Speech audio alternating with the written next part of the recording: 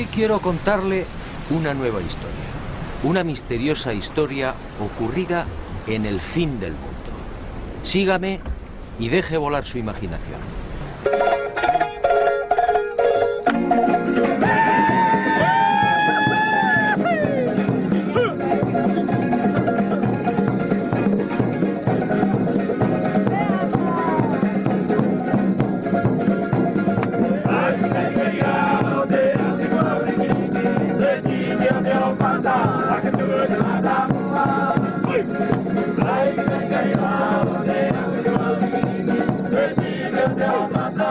Ocurrió hace mucho tiempo y en mitad del océano. En aquel país vivía un rey sabio y prudente. Era hijo de los dioses y dotado de poderes excepcionales. Su reino era próspero y feliz.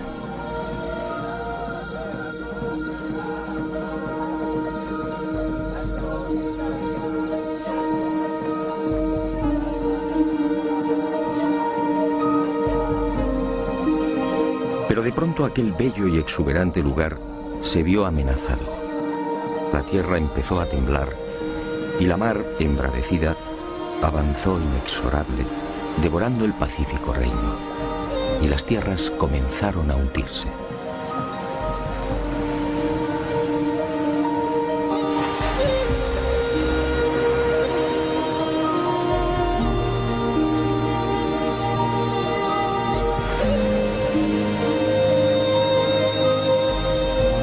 Y el rey solicitó consejo. ¿Qué debía hacer? Uno de sus magos viajó en sueños por el océano y al regresar comunicó al rey que debía partir en dirección al sol. Allí encontraría una nueva patria. Y el rey envió 7 exploradores. Y al poco, aquellos hombres confirmaron la visión del mago. El rey entonces se hizo a la mar, y con él todo su pueblo.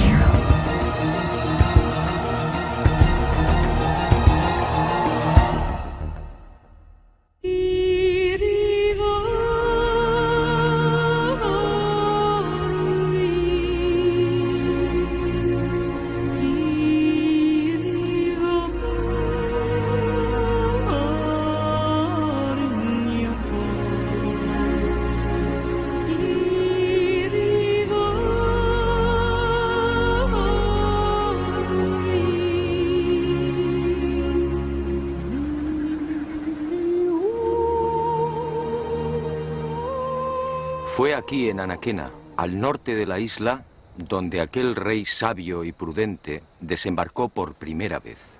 Y con él llegó también el primer Moai, el símbolo que representa a Pascua.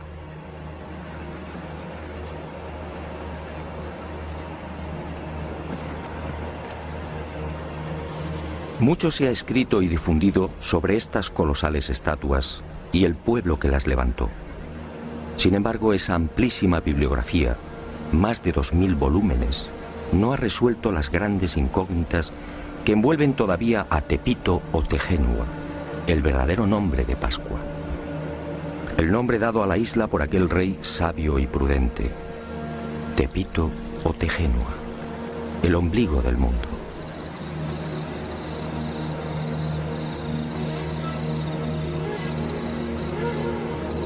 Científicos y especialistas no se ponen de acuerdo.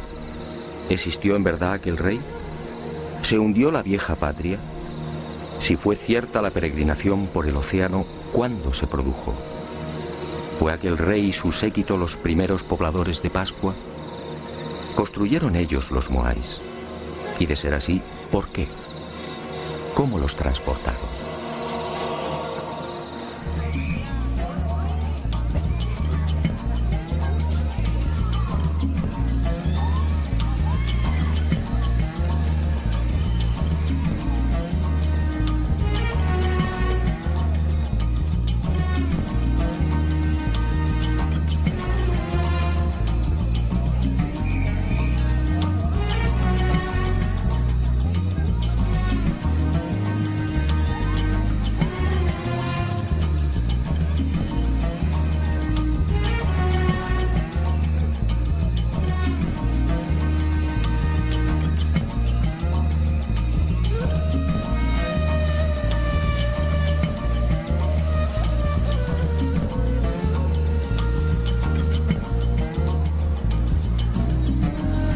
En esta mi quinta visita a la isla de Pascua me propuse algo diferente.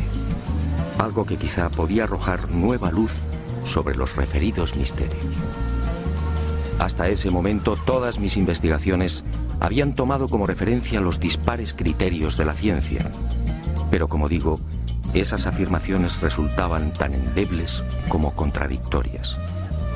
En esta oportunidad, obedeciendo a la intuición, escuché la voz del pueblo. ¿Qué cuenta la tradición? ¿Qué dicen los ancianos pascuenses? ¿Cuál es su versión?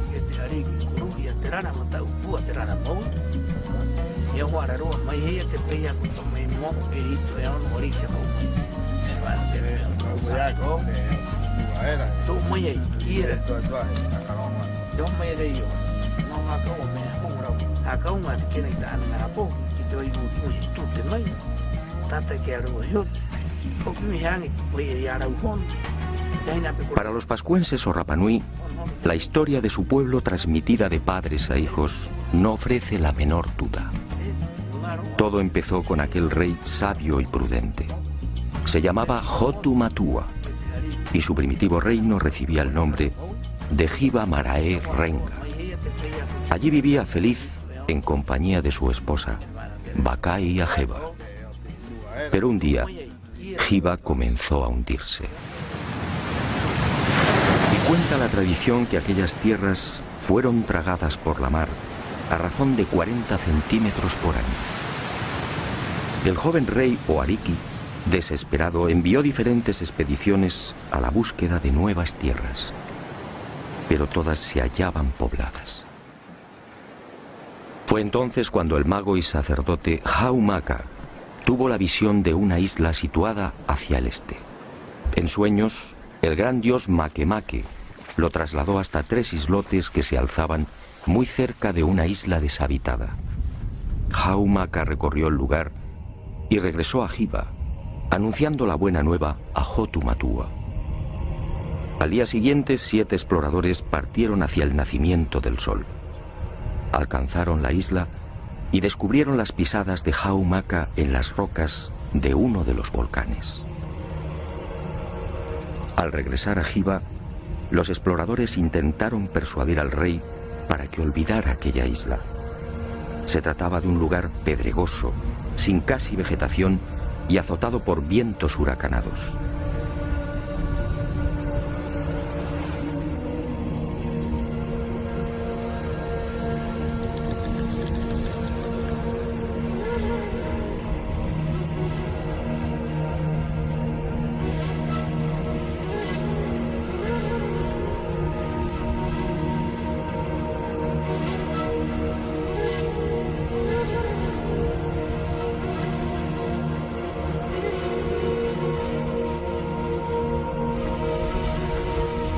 Pero Hotu Matua, confiando en su dios, zarpó de Hiva en 2 grandes canoas.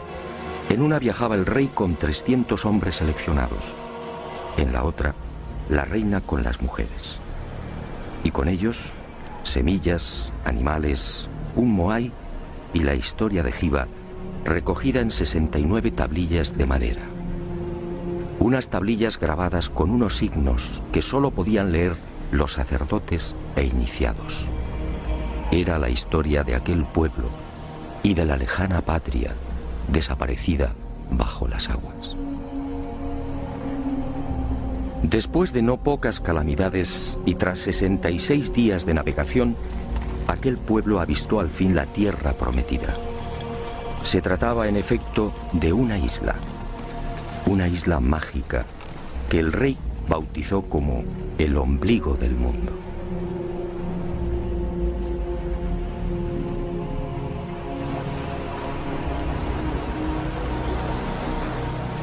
Tras rodearla, el rey y su séquito desembarcaron en una de sus playas. Y con ellos, la caña de azúcar, el plátano, el ñame, el taro, las aves y gallinas.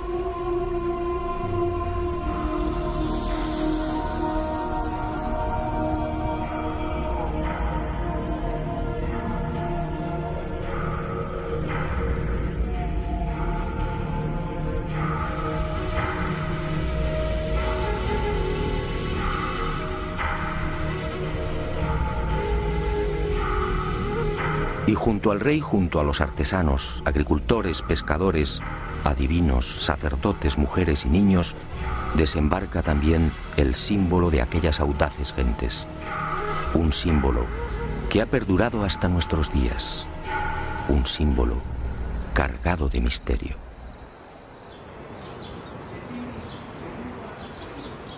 Según los ancianos pascuenses, así dio comienzo la verdadera historia de la isla. Este fue el primer poblamiento humano, una migración obligada que se remontaría quizás al siglo V. Los Rapanui establecen esta fecha basándose en la lista de reyes que sucedieron al mítico Hotu Matua y que conservan con nitidez en la memoria colectiva. En total, dicen, la isla ha sido gobernada por 64 arikis, con una duración media de 25 años por reinado. Este cálculo nos situaría alrededor del año 400 después de Cristo.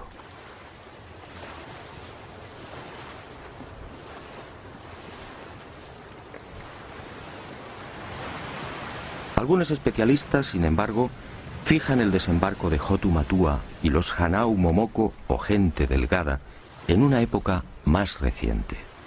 Sea como fuere, en lo que sí coinciden científicos y Rapanui es en el hecho de que la isla se hallaba despoblada cuando Hotu Matua la pisó por primera vez. Y no es de extrañar, dadas las enormes distancias que la separan de las costas más próximas. De hecho, la única tierra que los pascuenses alcanzan a ver desde su isla es la luna. Hei tātou, aki runga era, o te manawai, ko te pokouri, ko te pumahore, ahau maka. Kara o te wā e ki te aroe, hua rewa ko akaha, I ana nei, ko te hati inga ko he ahau. La siguiente pregunta a los custodios de la tradición Rapanui fue obligada. ¿De dónde se supone que procedía Hotu Matua? ¿Existió realmente el país llamado Hiva? Para la mayor parte de los científicos, el hundimiento de esas tierras es pura leyenda. Para los pascuenses, en cambio, Hiva Marae Renga fue real. Así lo dice su historia. Y los ancianos cuentan que Hiva formaba parte de un gran continente situado hacia el suroeste y a 2 meses largos de navegación. Pero el océano se lo tragó y hoy solo es un lejano recuerdo. Y los Rapanui, agradecidos por el interés de aquel extranjero, fueron a revelarme un secreto que, según ellos, confirmaría lo que habían recibido por tradición oral. Según esta información, en la isla de Pascua existe un punto que señala directamente a Hiva, a la antigua patria. Al oeste de la isla, en efecto, se alza un grupo de moais conocido entre los isleños como los 7 exploradores. Los Rapanui aseguran que fueron levantados en memoria de aquellos 7 audaces súbditos de Hotu Matua, enviados por el rey para confirmar el sueño del mago Haumaka. Curiosamente, son los únicos moais que miran al mar.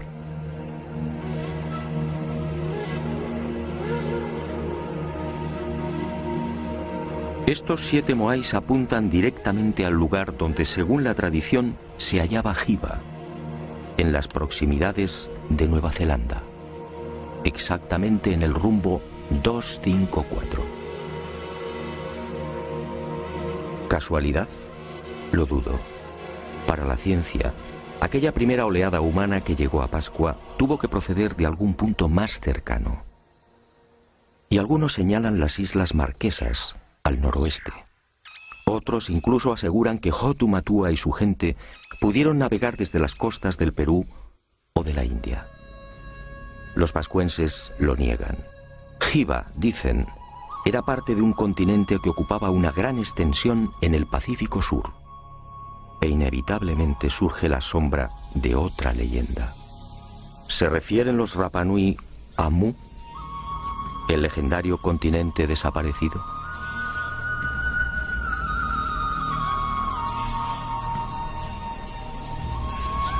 Lo cierto es que Hotu Matua y los primeros pobladores del ombligo del mundo, llegaran desde donde llegaran, trajeron consigo una cultura tan esmerada como desconcertante. Hoy, la isla de Pascua es identificada casi exclusivamente por sus moais.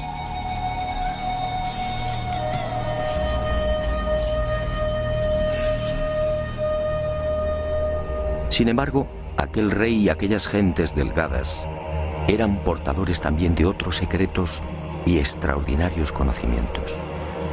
Una sabiduría incomprensible para aquel remoto siglo V. Según la tradición Rapa Nui, al segundo día de su llegada a la isla, Bakai, la esposa de Hotu Matua, dio a luz a su primer hijo. Se trató en efecto de un parto submarino.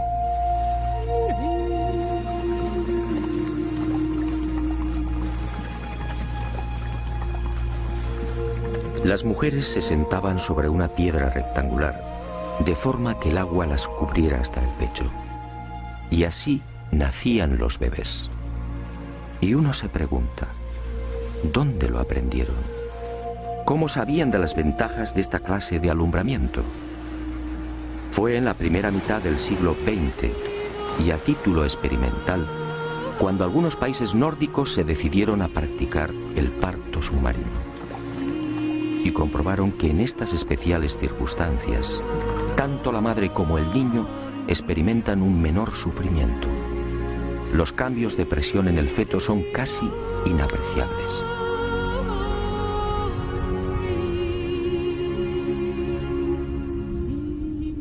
Con la llegada a Pascua de la civilización, o debería decir de la supuesta civilización, esta ancestral costumbre se perdió, como se perdería también otro ritual igualmente insólito y que, según la tradición, procedía de Hiva.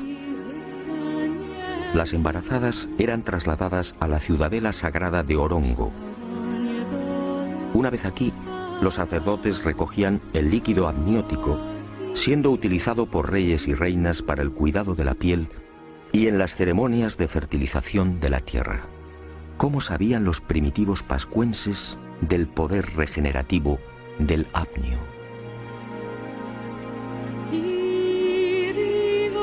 Aquella cultura efectivamente era mucho más sabia de lo que imaginamos. Pascua es una isla de origen volcánico, con un terreno hostil, pedregoso, casi permanentemente azotada por los vientos alisios y con un manto vegetal de apenas 50 centímetros. Y sin embargo, aquel rey sabio y prudente consiguió el milagro. En Pascua floreció la caña de azúcar, el ñame, el plátano, el taro y el camote. ¿Cómo lo lograron? Muy pocos conocen el secreto del rey Hotu Matua. Al llegar a la isla, aquellos primeros pobladores construyeron decenas de invernaderos o manabais como estos. Y he dicho bien, invernaderos.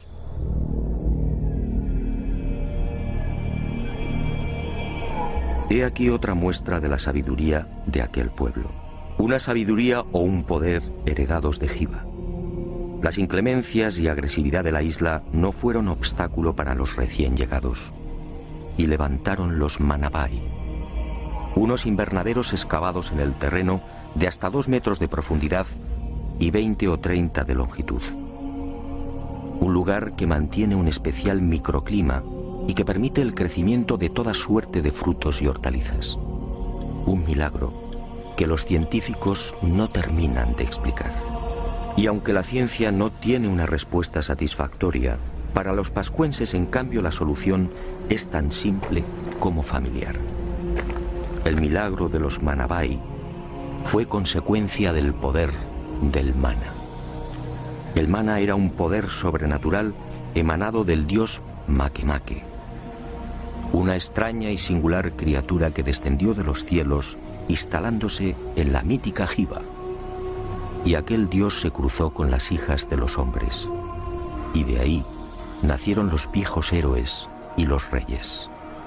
Y todos ellos disfrutaron del primitivo poder del dios, el mana.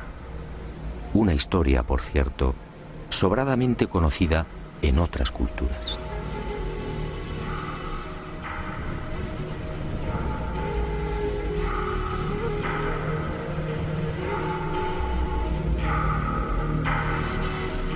Y cuenta la tradición Rapanui que ese mana heredado de padres a hijos fue utilizado por reyes y sacerdotes en beneficio del pueblo. Ninguno de mis informantes supo explicar con precisión en qué consistía dicho poder sobrehumano. Todos, sin embargo, coincidieron en algo. Era como una fuerza, como una energía que modificaba personas y cosas.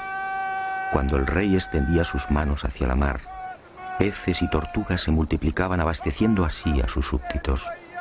Cuando el ariqui tocaba semillas o plantas, las cosechas prosperaban. Cuando lo hacía con los animales, la fuerza del mana los engordaba acelerando la reproducción. El propio nombre del dios, Makemake, no es otra cosa que una apócope o supresión de letras de la primitiva designación de la deidad. Manake, Manake. Es decir, el que disfruta de un poder más que excepcional. En definitiva, según los ancianos Rapanui, fue gracias al mana como sus ancestros lograron transportar los grandes bloques de piedra que cierran los invernaderos. No importaba peso o volumen. El mana, dicen, los hacía levitar venciendo así la gravedad. Y otro tanto sucedió con las extrañas construcciones que se alzan al sur de la isla, en el paraje conocido como Binapú. Otro de los grandes enigmas de Pascua, para el que los científicos tampoco tienen explicación. Aquí, desafiando toda lógica, permanecen los restos de un aju o altar, muy diferente a los 101 que se conservan a lo largo y ancho de la isla. Diferente, sí, por su estructura y por el peso y pulido de los bloques que lo integran. Bloques de duro basalto de hasta 11 y 12 toneladas perfectamente escuadrados. ¿Cómo lograron semejante perfección? Ni siquiera una afilada navaja puede penetrar entre sus paredes. Pero quizá lo que más sorprende de esta construcción es la extraordinaria semejanza con otros muros situados a miles de kilómetros. Sígame y juzgue por sí mismo.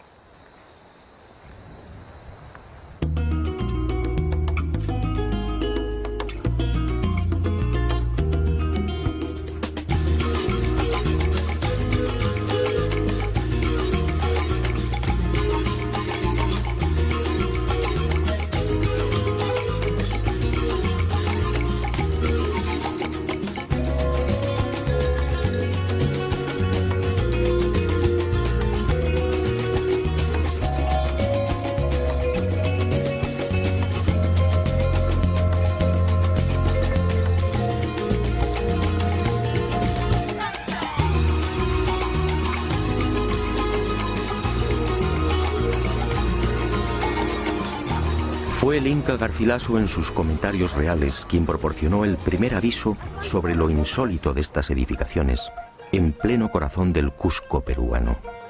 Parece como si alguna clase de magia hubiera presidido su construcción. Más parece trabajo de demonios que de seres humanos. Y llevaba razón.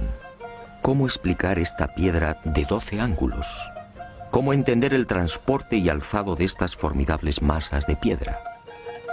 ¿Cómo las pulieron? ¿Cómo lograron ese milimétrico encaje idéntico al de Vinapú en la isla de Pascua?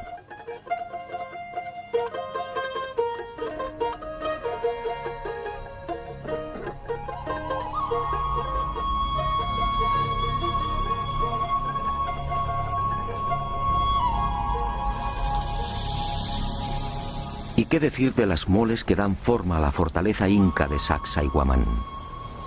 Algunos de estos bloques superan los 5 metros y las 130 toneladas de peso. La técnica de construcción es prácticamente gemela a la que vimos en Pascua. ¿Cómo entender esta semejanza? ¿Pudieron los incas llegar hasta el ombligo del mundo? ¿Enseñaron a los pascuenses cómo diseñar y levantar estos muros? ¿O fue al revés?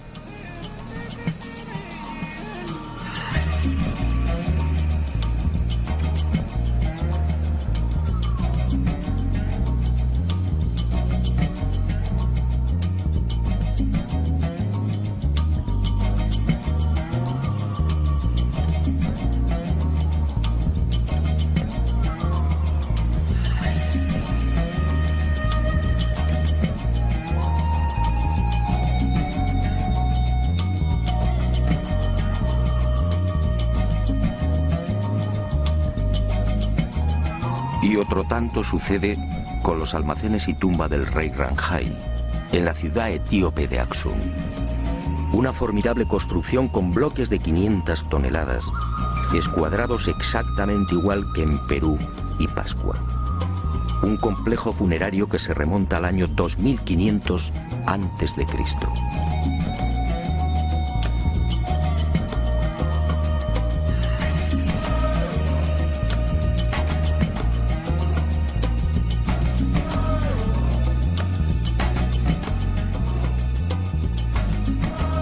Pero la sorpresa y el desconcierto se ven nuevamente superados cuando uno acierta a caminar por la meseta egipcia de Giza. Aquí, en el templo situado al pie de la Esfinge, las increíbles construcciones de Pascua, Perú y Etiopía vuelven a repetirse. Según la arqueología oficial, este templo fue edificado por el faraón Kefren de la cuarta dinastía, es decir, hace 4500 años. Curiosamente, tanto el diseño como la disposición y el pulido de estos formidables bloques son similares a los de Vinapú, Cusco, Sacsayhuamán y Aksum. Algunas de estas masas de piedra miden y pesan exactamente lo mismo que las de la fortaleza inca o la tumba etíope. Otras, con 9 metros de longitud y 3 de altura, superan las 240 toneladas. La perfección es tal que tampoco aquí es posible introducir la hoja de un cuchillo entre las paredes. ¿Cómo lo hicieron? Nadie tiene una explicación convincente. ¿Navegaron los antiguos egipcios o los etíopes hasta América del Sur y la isla de Pascua? No parece lógico. La distancia entre estos países y el ombligo del mundo es de más de 15.000 kilómetros.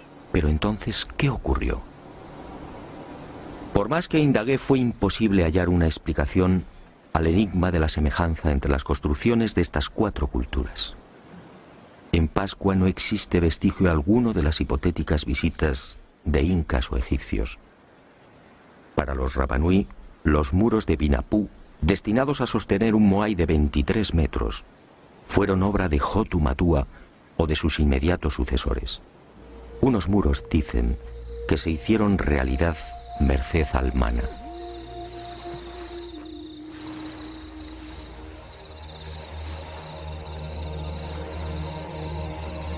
Hotu Matua. He aquí otro de los intrigantes misterios de Pascua. ¿Qué fue de aquel primer rey? ¿Qué fue del Ariki que fundó la cultura Rapanui y que trajo el primer moai? Según la tradición, Hotu Matua gobernó durante 20 años. Fue la época del máximo esplendor. un periodo en el que se inició probablemente la construcción de las gigantescas estatuas y, sobre todo, el reinado del mana por excelencia. Todo en el soberano era mana, todo era sagrado. Nadie debía tocarlo. Su cabeza, cabellos y manos eran santos. No podía cortarse el pelo y tampoco las uñas. Sus manos solo tejían redes. Al morir, el cráneo era separado del cuerpo y adornado con pinturas o grabados. Pero este poder, el mana, se hallaba asociado a otro concepto, el tapu, es decir, lo prohibido. Cualquier persona u objeto que pudiera tocar el rey quedaba maldito.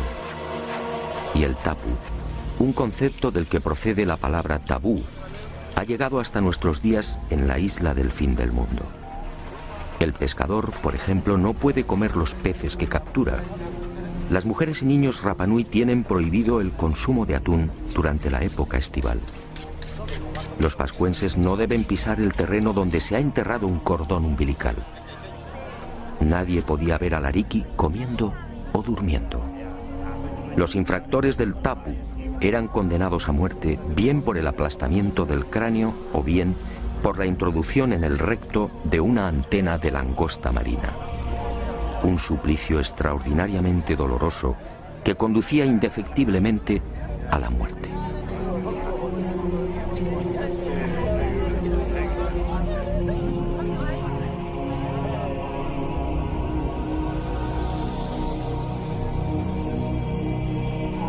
Cuando pregunté por la tumba de Hotu Matua, todos coincidieron. Fue sepultado en Akahanga, al sur de la isla. Un punto equidistante de todas las tribus, y su cabeza, dicen, fue arrojada al mar para que regresara a Hiva. Hoy, este lugar es igualmente sagrado. Los Rapa Nui, celosos de sus tradiciones, no han marcado la tumba. No desean intromisiones. Nosotros, gracias a una información confidencial de los ancianos Rapa Nui, conseguimos ubicar el punto exacto donde, al parecer, reposan los restos de Hotu Matua. Pero di mi palabra de no desvelarlo, una palabra igualmente sagrada. Y Hotu Matua trajo consigo la primera estatua de piedra, el primer moai. En la actualidad nadie tiene memoria de aquella primitiva pieza. Probablemente fue destruida. Según la arqueología, en Pascua han sido catalogados alrededor de 1000 moais. 400 se hallan enterrados o sumergidos en las aguas que rodean la isla. El resto se alza sobre un total de 101 ajus o altares estratégicamente repartidos por el interior y, sobre todo, por el perímetro costero.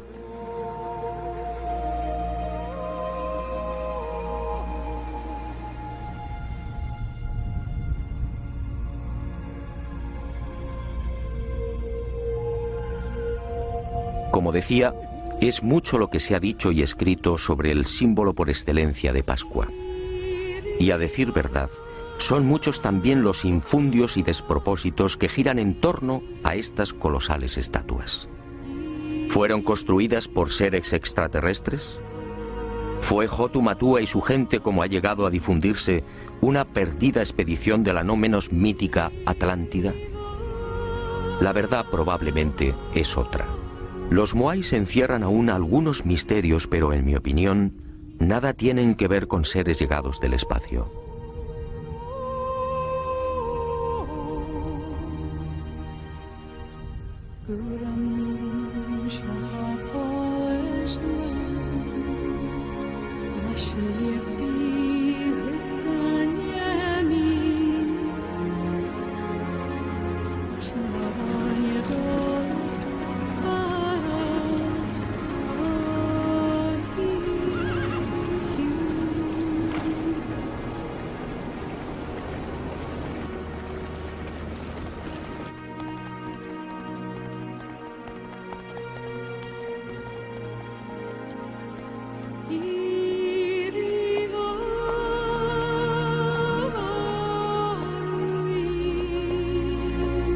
La prueba irrefutable del origen terrestre de los moais se encuentra al este de la isla. en las faldas de un viejo volcán, el Rano Raraku. Aquí se han contabilizado 396 estatuas, muchas terminadas y otras en fase de ejecución. Aquí, en la llamada cantera de los moais, se han encontrado los toki, las rústicas herramientas de basalto con las que se labraban. No hay, por tanto, la menor duda. Los moais son obra humana. Otra cuestión es por qué los hicieron y, sobre todo, cómo los transportaron. Para los científicos, una vez más, no hay seguridad. Para los pascuenses, en cambio, la finalidad de estos colosos de piedra está muy clara. Se trataba sencillamente de la representación de reyes o personajes notables de la comunidad. La estatua era trabajada en la cantera. Una vez concluida, se dejaba deslizar por la pendiente y encajada en una fosa. Allí se remataba la espalda y se esperaba a que el propietario falleciera.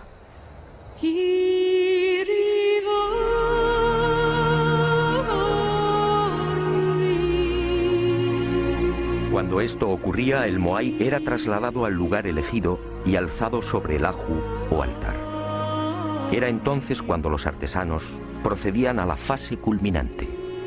Abrían las cuencas oculares y engastaban en ellas unos ojos de coral blanco con pupilas de escoria roja. Y esa mirada terrorífica era la señal. El difunto tomaba posesión del moai y su poder, el mana, se difundía a través de dicha mirada. Y el mana alcanzaba así a todos sus súbditos y familiares.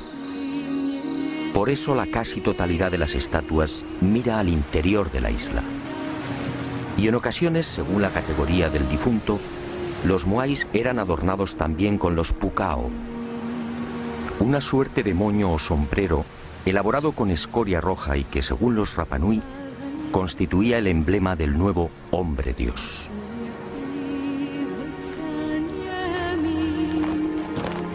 Y ahí justamente, en el proceso de traslado del moai desde la cantera del Rano Raraku hasta su definitivo asentamiento, aparece el gran problema.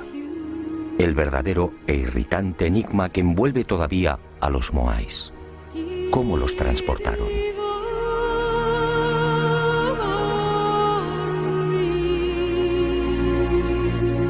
La altura media de los casi 600 moais que pueden contemplarse hoy en la isla oscila alrededor de los 4 metros, con un peso aproximado de 20 a 30 toneladas. Hay excepciones, como en los casos del moai paro, en la costa norte, con casi 10 metros de altura y 85 toneladas de peso. Y el moai, a medio terminar, de la cantera del Rano Raraku. Este coloso de 22 metros de longitud habría llegado a pesar unas 250 toneladas. En el caso de los sombreros o pucaos, la mayor parte de estos cilindros supera las 7 y 8 toneladas. ¿Cómo se las ingeniaron los Rapanui para trasladar semejantes moles a lo largo de la isla y para elevar los tocados hasta 5 metros de altura? Durante décadas, científicos como Malloy, Schwarzkopf, Thor Heyerdahl y otros se han esforzado por demostrar que el citado transporte de los moais no es en realidad un problema tan arduo o intrigante. Y han echado mano de las más peregrinas soluciones. Trineos de madera sobre los que descansarían las estatuas. Horquillas también de madera de las que colgarían los moais. Cuerdas y rodillos y hasta caminos de paja por los que podrían haber sido desplazados los grandes colosos. La verdad es que estas hipótesis no convencen. En algunos casos ese supuesto arrastre habría exigido cientos, quizá miles de hombres. En otros, el uso de cuerdas o maromas amarradas al cuerpo de las estatuas habría dañado irremisiblemente la palangonita, la frágil piedra volcánica con la que fueron labradas. El ejemplo más claro lo tenemos en el moai de Tongariki. En 1982 fue expuesto en la ciudad japonesa de Osaka. Pues bien, a pesar del exquisito cuidado desplegado en su manipulación y transporte, las sogas lo dejarían marcado para siempre. Y me pregunto, si los antiguos pascuenses se valieron de cuerdas y rodillos para transportar los moais, ¿por qué ninguna de las estatuas presenta las lógicas rozaduras?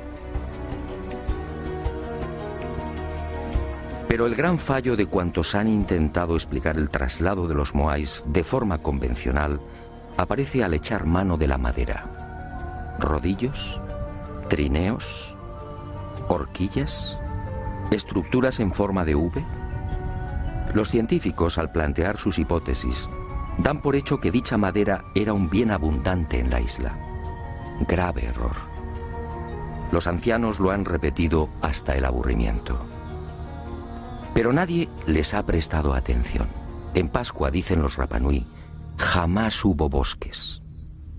Y vulcanólogos y expertos en polen han terminado dándoles la razón. Hace 10.000 o 12.000 años, la isla padeció la última gran erupción volcánica. El Maunga Terebaka al norte entró en actividad y los ríos de lava arrasaron Pascua, sofocando cualquier vestigio de vegetación. Cuando Hotu Matua desembarcó en Anaquena, el ombligo del mundo era un paraje casi desolado.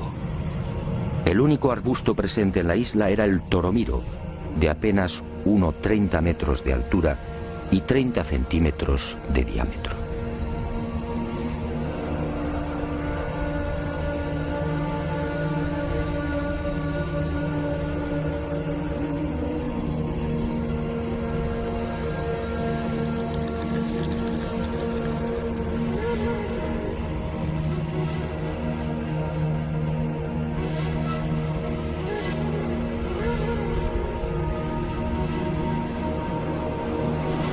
Está claro que los antiguos pascuenses no pudieron trasladar los moais con el auxilio de rodillos de madera porque sencillamente no había madera. Y el enigma aparece de nuevo. Si el toromiro no era suficiente para la elaboración de esos más que supuestos cientos o miles de rodillos, ¿cómo los transportaron? La respuesta de los Rapanui siempre es la misma: con mana. Era el poder más que excepcional del rey o de los sacerdotes el que levantaba las estatuas en la cantera, desplazándolas por el aire. Llegado el momento, cuando el propietario del moai fallecía, el cortejo se ponía en marcha. El ariki utilizaba su mana y el gigante de piedra se alzaba como una pluma, obedeciendo las órdenes del rey o del iniciado de turno. Y así viajaba hasta el lugar fijado por el difunto.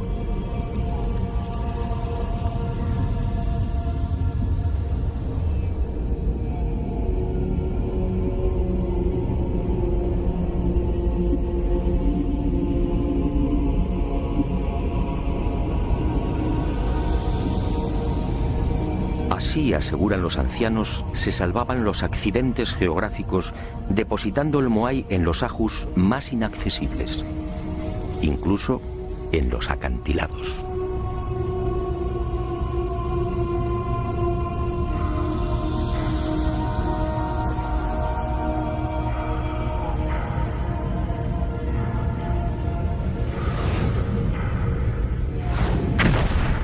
Pero esta versión, obviamente, no cuenta para los científicos.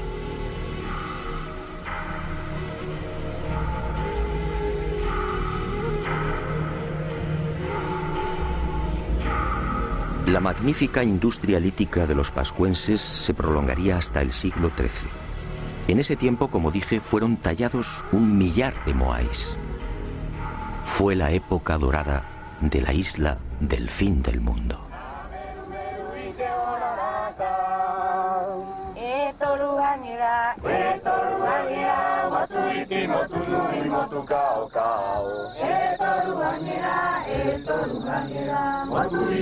Pero un buen día, hacia el año 450, sucedió algo imprevisto. En la isla desembarcó una segunda oleada humana. Eran los Hanau Epe, unos individuos corpulentos que terminarían provocando el gran desastre. Eran muchos, cuentan los ancianos Rapanui, y se instalaron en el Poike. Y allí vivieron durante siglos. Y los Hanau Epe, mal llamados orejas largas, se mezclaron con los primitivos pobladores. Pero en el año 1680 estalló el conflicto, y unos y otros guerrearon hasta que los invasores fueron exterminados.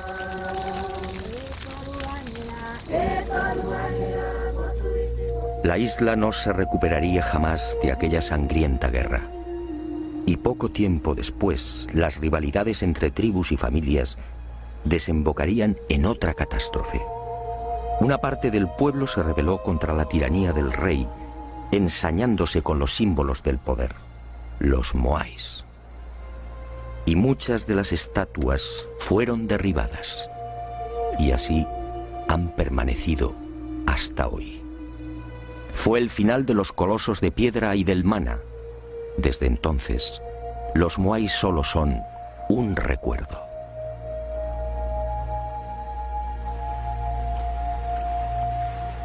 Pero las desgracias de la isla del fin del mundo no terminaron ahí. A partir de 1722 el hombre blanco entra en contacto con Rapa Nui. Y durante un siglo, casi un centenar de buques arriba a las costas de Pascua. Y con ellos, la codicia, las enfermedades, la muerte y la esclavitud. En 1862, 7 barcos peruanos atracan frente a la isla y capturan a 1 millar de pascuenses. Todos ellos son trasladados a las islas Chincha y al interior del Perú, donde trabajan como esclavos. En 1877, Pascua se encuentra al borde del colapso. La población suma 111 personas.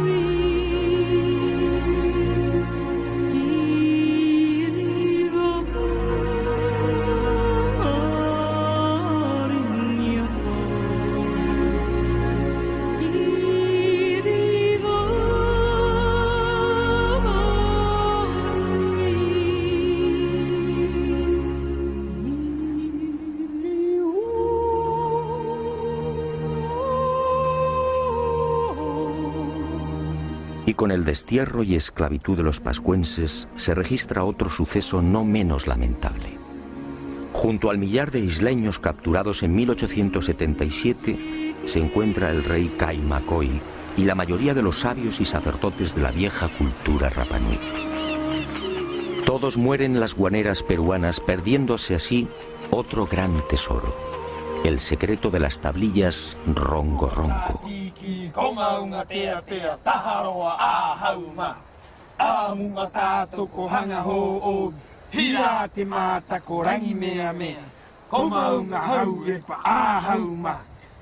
Cuenta la tradición que fue Jotumatua, el ariqui sabio y prudente, el que trajo consigo las 69 tablillas de madera en las que se narraba la historia de Jiva y de su pueblo.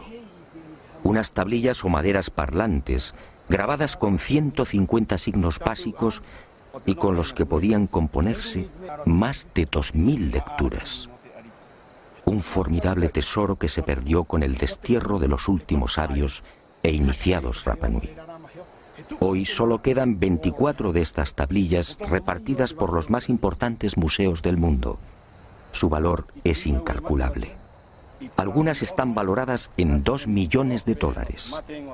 Aquí, sin duda, se explican muchos de los enigmas que todavía envuelven a Pascua. Aquí, según los ancianos Rapa Nui, en estos extraños símbolos se habla también del mana y del singular y poderoso dios Makemake, la criatura que bajó del cielo.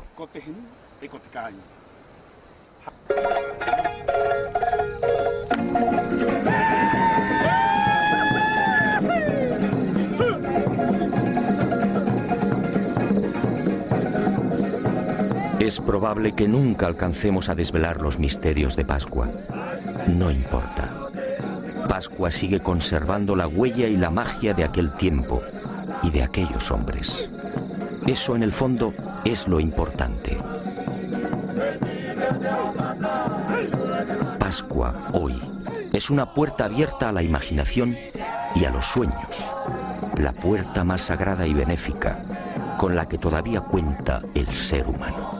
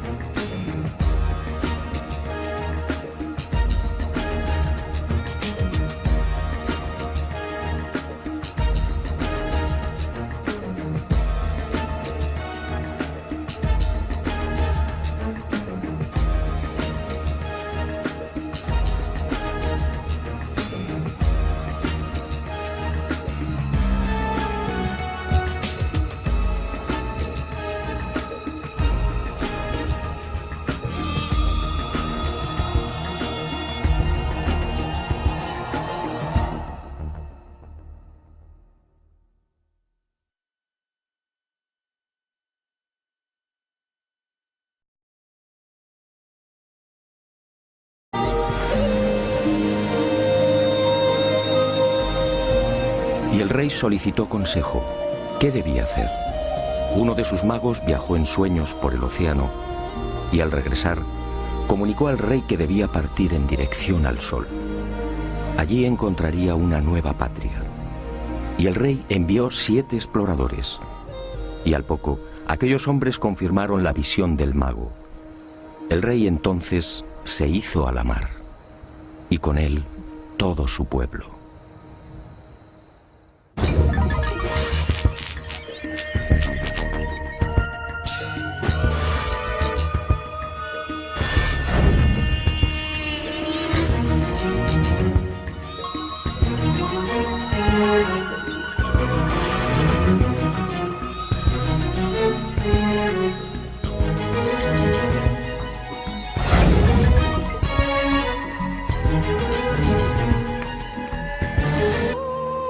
Fue aquí en Anaquena, al norte de la isla, donde aquel rey sabio y prudente desembarcó por primera vez.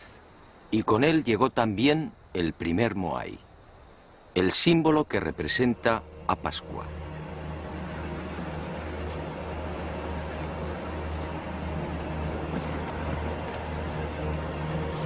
Mucho se ha escrito y difundido sobre estas colosales estatuas y el pueblo que las levantó.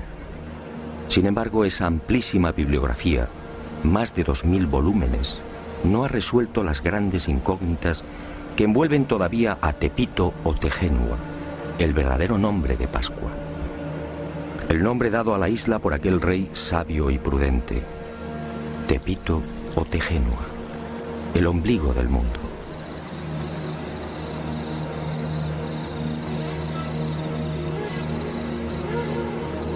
Científicos y especialistas no se ponen de acuerdo.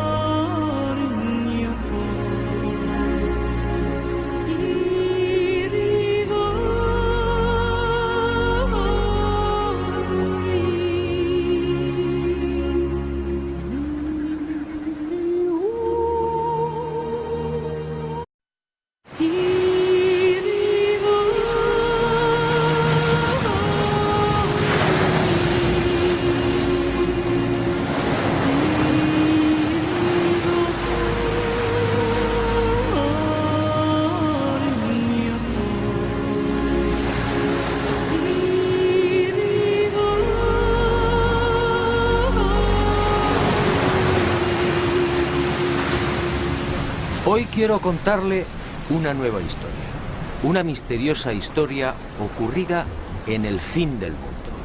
Sígame y deje volar su imaginación.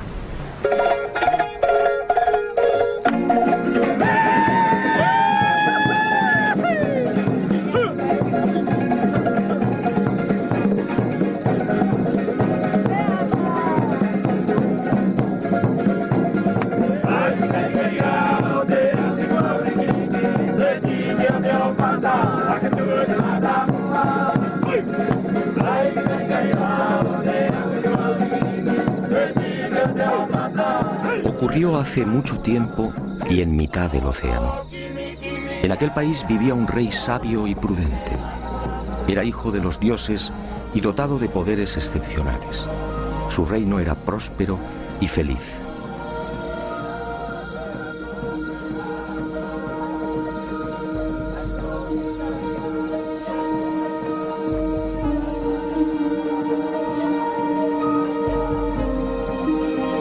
Pero de pronto aquel bello y exuberante lugar se vio amenazado. La tierra empezó a temblar y la mar, embravecida, avanzó inexorable, devorando el pacífico reino. Y las tierras comenzaron a hundirse.